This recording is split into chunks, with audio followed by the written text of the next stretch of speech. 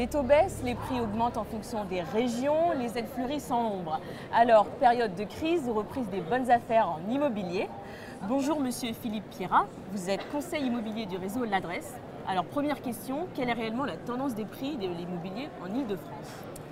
Bonjour, la tendance des prix dans l'immobilier en Ile-de-France ou dans la France entière aujourd'hui est plutôt à une légère reprise. Le marché, contrairement à ce qui a été annoncé l'année dernière, ne s'est pas effondré. Nous avons pu constater, et tous les opérateurs le constatent également, une petite reprise de la valorisation des biens. Je parle valorisation des biens, c'est-à-dire essentiellement des prix mètre carré.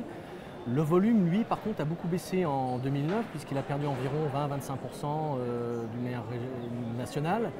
Mais depuis environ 4 mois, c'est-à-dire que depuis la fin de l'année 2009, on a une petite reprise des prix des maisons et il n'y a plus de baisse aujourd'hui. Il n'y a plus de baisse.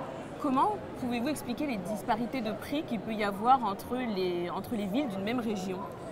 Alors à l'intérieur des régions, on a des marchés qui ont un peu plus perdu, d'autres qui sont maintenus, d'autres qui ont légèrement progressé. Les reprises se font comme habituellement sur la région Île-de-France et la région PACA. Certaines régions comme la Charente-Poitou ont encore des marchés assez difficiles. Mais l'explication peut tenir en plusieurs titres.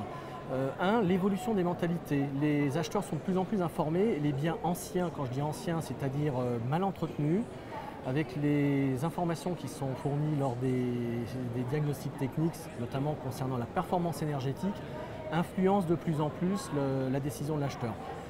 Rappelons-nous, il y a 20 ans, les voitures roulaient rouillées, abîmées. Aujourd'hui, avec les contrôles techniques, ça a disparu.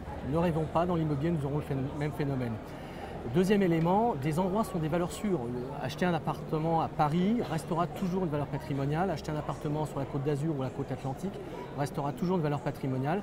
Par contre, il est vrai que nous reconnaissons dans les régions, parfois un peu plus éloignées, des pertes de valorisation.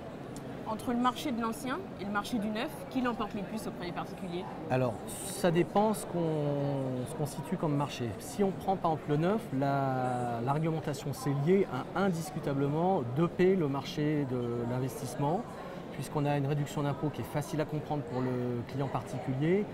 En ce qui concerne l'ancien, on voit quand même des gens se retourner aujourd'hui et quitter le marché boursier et revenir sur les marchés immobiliers, y compris dans un investissement purement banal, en achetant un appartement dit ancien. Pour finir, question simple, est-ce que c'est le moment d'acheter? Où et pourquoi? Alors bien entendu, on nous dit toujours « Ah, les agents immobiliers, c'est toujours le moment d'acheter ». Oui. Bien sûr que c'est vrai, on a toujours besoin de se loger, on a toujours besoin de créer du patrimoine. Je crois qu'il ne faut pas avoir honte de le dire. Le marché aujourd'hui est intéressant parce qu'il est peut-être encore assez cher au prix du mètre carré. Il n'est pas appelé à baisser pour les raisons qu'on a évoquées tout à l'heure. Mais on a surtout des taux bancaires qui font qu'on a eu en espace d'1 an et demi, 25% de coûts en moins. Et quand on a quelque chose qui baisse de 25%, et notamment une mensualité, eh bien il faut acheter. Ok, merci beaucoup. Merci de votre accueil.